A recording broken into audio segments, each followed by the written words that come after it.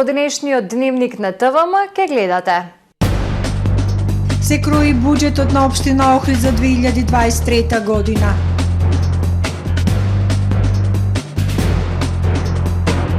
Советниците ги усвоија извештаите за реализација на програмите за третиот квартал.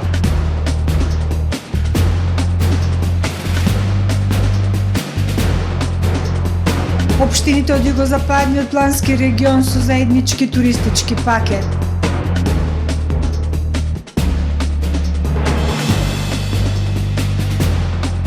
Обезбедени финансиски средства за подобра комунална инфраструктура.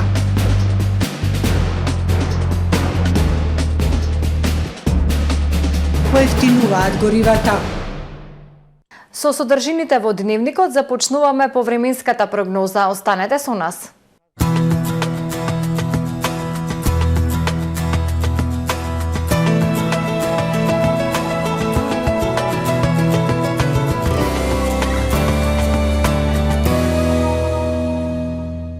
Во Охрид денес времето умерено облачно со повремени сончеви периоди. Ветровито и студено со измерена максимална дневна температура од само 6 степени Целзиусови. Во текот на ноќта кон вторник облачно и студено. Утре на југ од Скандинавија, во централна Европа, локално во источна и југоисточна Европа времето ќе биде умерено облачно со услови за врнежи од дожд и снег, ветровито и студено. Во останатите делови од стариот континент стабилно со локална облачност.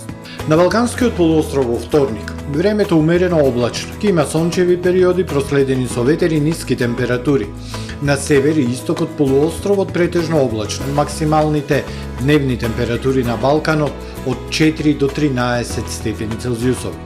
Во Македонија во вторник студено утро, утрински температури од -5 до 3 степени. Во текот на денот умерено облачно време со сончеви периоди и ветровито и студено.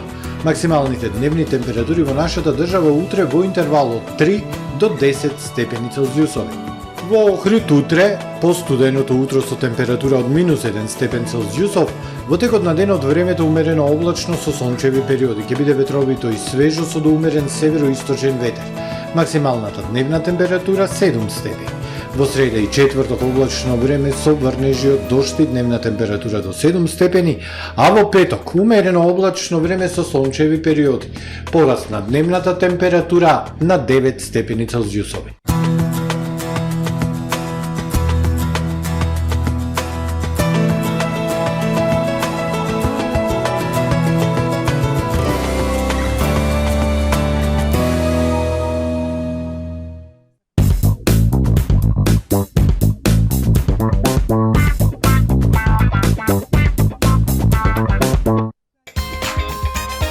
Данкат, ваш партнер, село Мистришево, Струга. Добре дојдовте во светот на Кармен Бау Центар. Во безпрекорно уреден продажен простор, купувањето во еден Бау Центар никогаш не било попријатно. Со гордост ви го представуваме нашиот шоурум Мараци, со најголем избор на плочки од Мараци и санитарија од светски познатите брендови Грое, Колпасан, Идеал Стандард, Рока, Унитас. На располагање ви е нашиот архитект, кој ќе ви помогне во осмислување на вашиот проект. Располагаме со најбогатата палета на ламинат во државава. Одберете од 100 различни дизајни на Swiss Chrono. Покрај стандардниот избор на фасадните системи Knauf и Бекамент, ви нудиме богат избор на професионален алат на реномираните производители Bosch и Divol. Кармен Бау Центар на улица Железничка.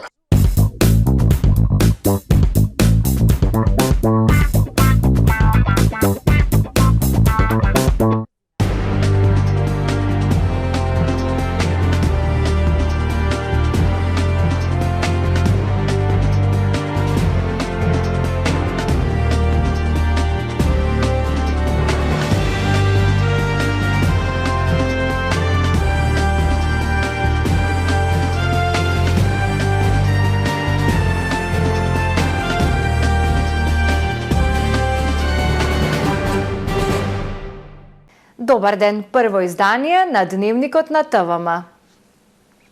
Скромен ќе биде буџетот на општина Охрид за 2023 година. Советот треба да скрои буџет кој ќе овозможи непречено функционирање на општината, но да има и развојна компонента и сето тоа во едни тешки финансиски околности. Се крои буџетот на општина Охрид за 2023 година. Нацрт програмите кои беа денеска на дневен ред на седница, според опозицијата, треба да се доработат со цел да се донесе функционален и остварлив буџет. Не се предвидени средства за одредени активности кои беа отстранети со ребалансите во претходната година. Дел од проектите кои требаше да се реализираат во предстојнава година се пролонгираат. За некои се предвидени средства за отпочнување, како за реконструкција на плоштадот Крушевска република, но дел се одложени на подолг рок до 2025 година, забележа координаторката на советничката група на СДСМ Живка Ангелоска. Паркот, значи $1 не е за наредната година предвиден, велосипедската патека Охрид Свети Стефан. И секако дека она што го очекуваме пред се како граѓани, меѓутоа и како советници, секогаш ветувањата да бидат исполнети, тоа е катната, што е голем проект и може би години секоја локална власт нели го ветува, меѓутоа никако да дојде до реализација. Гледам дека и оваа година апсолутно нема никакви почетоци на оваа активност. Ангелоска сепак изрази задоволство од износот предвиден во програмата за уредување градежно земјиште и изрази надеж дека нема да се кратат средства од оваа програма. Советниците дадоа забелешки по однос нацрт програмите за развој на туризмот, локални патишта, улици, сообраќајна сигнализација, носени урбанистички планови за одржување јавна чистота за невладини и други, со цел општинските служби да ги земат во предвид при изработка на финалната верзија на буџетот. Советничката Ангелоска ги повика и граѓаните да земат активно учество во јавната расправа за буџетот која ќе следи, а со цел истиот да биде одраз на нивните приоритетни потреби. Граѓаните треба да ги знаат финансиските можности на општината за тоа колку може да си дозволи да троши без да креира нови долгови, кажа председателот на Советот Сашо Донев. За 2023 година проекцијата на буџетот ќе биде покуса за 30 милиони денари или половина милион евра. Тоа е согласно закон според рамката која дава Министерството за финансии во која може да се формира буџетот според реализацијата на буџетот од претходната година и вкупните приходи. Според пресметките на Донев, буџетот на општина Охрид за 2023 ќе биде проектиран максимум на околу 5 милиони евра. И реалноста е таа. Нити ќе имаме помош од било кого, парите се тие и треба да седнеме и да одлучиме зашто ќе ги трошиме.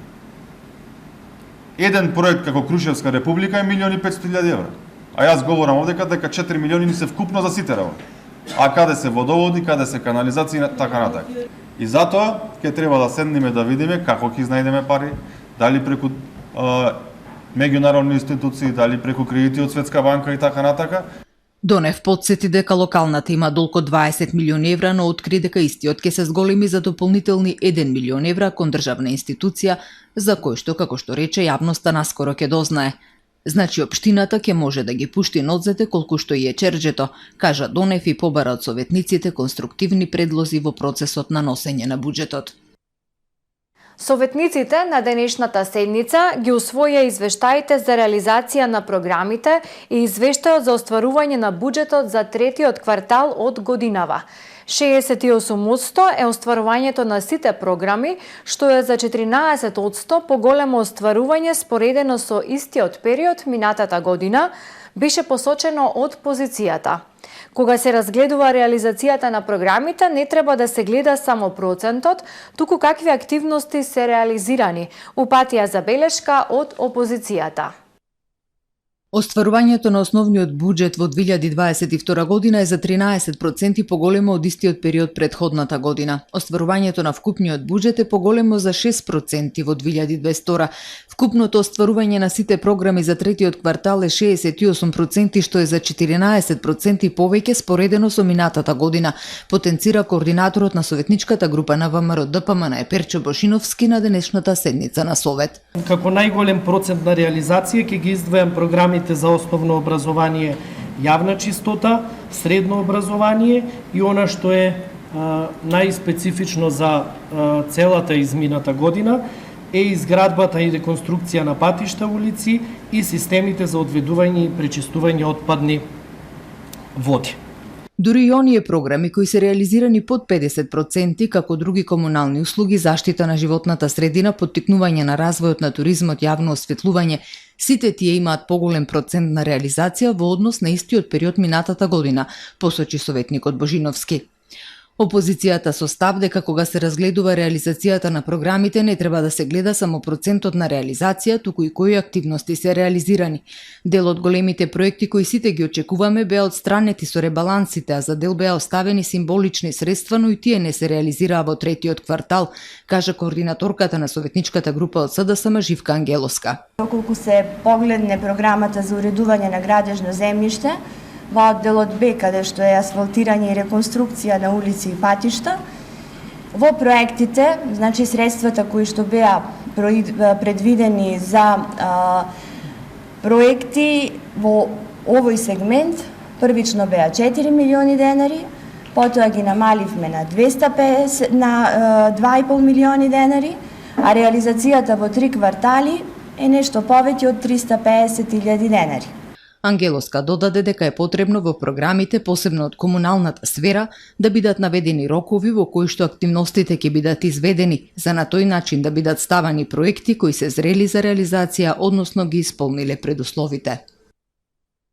Со регионален туристички пакет, југозападниот плански регион ќе збогатува туристичката понуда. Покрај Охрид и Струга, целта е да се вклучат и Вевчани и Дебарското езеро, каде има голем потенцијал за развој на рурален туризам. За таа намена почнува изградба на локални патишта во општините Вевчани и Центар Жупа. Југозападниот плански регион изработува регионален туристички пакет. Ке се градат значајни патишта во општините Вевчани и Центар Жупа. Целта е да се постави основа за креирање на нови туристички приказни, покрај Охрид и Струга да бидат вклучени Вевчани и Дебарското езеро, за привлекување на што поголем број туристи. Со оглед на една подолгорочна стратегија ние што имаме за туристичките потенцијали во регионот, тука главната цел е да се понуди регионален пакет. Не е само Охрид и Струга. Факт е дека се тие туристички центри на ниво на држава, меѓутоа во еден таков регионален пакет да ги вклучиме сите потенцијали. Малите рурални општини со прекрасната природа, извори, цркви, реки и езера имаат голем потенцијал за развој на руралниот туризам, потребна е инфраструктура за нивно поврзување и подготовка на регионален туристички пакет. Со ова помагаме уште повеќе, значи да се развива туризмот, бидејќи потенцијали на територија на цел регион имаме за туризам, особено за руралниот. Изградбата на локалните патишта и инфраструктура ќе биде основа за развој на туристичкиот сектор и креирање на побогата понуда за туристите во југозападниот регион во земјава. Подпишани се договорите за реализација на патиштата во Вевчани и Центар Жупа. Нивната изградба се очекува идната година. Општините имаат можност да аплицираат проекти за подобрување на комуналната инфраструктура. Средствата во висина од 50 милиони евра се одобрени од Европската инвестициона банка. Финансискиот заем е склучен меѓу Министерството за финансии и Европската инвестициона банка за модернизација на водоснабдувањето, проширување на системите за атмосферска канализација и третман и собирање на отпадните води. Водоводната мрежа има потреба од модернизација во делови од Охрид и околните населени места. Постојат линии за водоснабдување кои се застарени и потребна им е рехабилитација, а постои и азбестен цевковод од кој граѓаните се снабдуваат со вода за пиење. Исто така е потребна изградба и на поголема мрежа од атмосферско одведување на дождовните води, бидејќи градот има засега околу 44 километри изградена атмосферска канализација. За подобрување на овие инфраструктурни потреби на граѓаните од Охрид, но и во останатите општини во земјава, на располагање ќе имаат 50 милиони евра средства наменети за рехабилитација, модернизација и проширување на инфраструктурата за водоснабдување, инфраструктура за собирање и третман на отпадни води, системи за атмосферска канализација и итни мерки за заштита од поплави, како и набавка на специјализирана опрема за одржување, информираат од Министерството за животна средина и просторно планирање. Договор е склучен меѓу Министерството за финансии и Европската инвестициона банка. Овој договор е потврда за континуирана поддршка на Европската инвестициона банка на Македонија. Средствата се директна финансиска поддршка на владата, која ќе ги дистрибуира како донација за реализација на проекти од комуналната инфраструктура на локалните самуправи за рамномерен регионален развој. Се очекува преку инвестиции во комуналната инфраструктура да се стимулира развојот на општините во земјата. На потек се општините кои треба брзо да изработат проектни документации за имплементација, од која што ќе зависат повлекувањата на достапните инвестиции и обезбедување на чиста вода за пиење за сите жители, посочи меѓу другото министерот за животна средина и просторно планирање Насер Нуредини. Условите под кои заемот ќе биде доделен на Македонија е со рок од отплата до 25 години со вклучен грейс период до 5 години. Од 1991 година до сега Европската инвестициона банка ја има поддржано нашата економија со над 1 милиарда евра инвестиции во клучни инфраструктурни проекти, како и за поддршка на мали и средни компании, а во моментов низината поддршка во проекти во јавниот сектор е околу 200 милиони евра. Продолжуваат полициските акцијски контроли, санкционирани возачи од Охрид и Струга за непочитување на ограничувањето на брзината. Сообраќајните контроли се извршени вчера во периодот од 11 до 17 часот на подрачјето на СВР Охрид. При тоа, полициските службеници затекнале 176 возачи кои управувале моторни возила со брзина поголема од дозволената, од кои 98 во Струга, 31 во Охрид. Против нив поднесени се соодветни платни налози, информира портпаролот на СВР Охрид Стефан Димовски. Димовски порачува дека контролите во сообраќајот ќе бидат интензивирани со цел поголема безбедност во патниот сообраќај. Според одлуката на регулаторната комисија, бензините, дизелот и екстра лесното масло за домаќинство од полнок ќе се продаваат по намалени цени, додека мазотот ќе поскапи. Од ноќеска на полнок горивата ќе се продаваат по нови цени. Според одлуката на регулаторната комисија за енергетика, малопродажните цени на Евро Супер БС 95 и Евро Супер БС 98 од полнок се намалуваат за 2 денари за литар, па така литар Евро Супер БС 95 ќе се продава за 84,5 денари, додека малопродажната цена на Евро Супер БС 98 ќе изнесува 86,5 денари за литар. Малопродажната цена на Евро Дизел се намалува за 1,5 денар и од полнок ќе се продава за 86,5 денари за литар. Од полнок со нови цени ќе се продаваат и екстра лесното масло за домаќинство и мазутот. Екстра лесното масло поевтинува за 1 динар за литар и ќе чини 82,5 денари, додека пак цената на мазутот се зголемува за 0,027 денари за килограм и ќе чини 41,81 денар. А во продолжение да ги погледнеме и вестите од светот. Уапсени се 49 лица за криумчарење на дрога во координирана полициска акција низ Европа и во Обединетите Арапски Емирати. Мета на шефови на операции во деновите од 8 до 19 ноември биле логистички ланци кои учествувале во криумчарење на дрога во Европа. Суперкартелот, се наведува во соопштанието на Европол, имал контрола врз третина од кокаинот во Европа, а полицијата при тоа запленила 30 тони дрога. Апсењата се врв на паралелни истраги спроведени во Шпанија, во Белгија, во Франција, Холандија и во Емиратите. Бројот на загинати во земјотресот што во понеделникот ја потресе Индонезија се искачи на 321, јавија локалните медиуми. Националната агенција за управување со катастрофи соопшти дека уште 14 лица се водат како исчезнати во земјотресот со јачина од 5,6 степени според Рихтер, регистриран на 18 километри југозападно од градот Циранјанг. Тие потврдија дека бројот на загинати се искачи на 321. Во Циранјанг оштетени се 56.311 куќи, а 73.693 лица се раселени.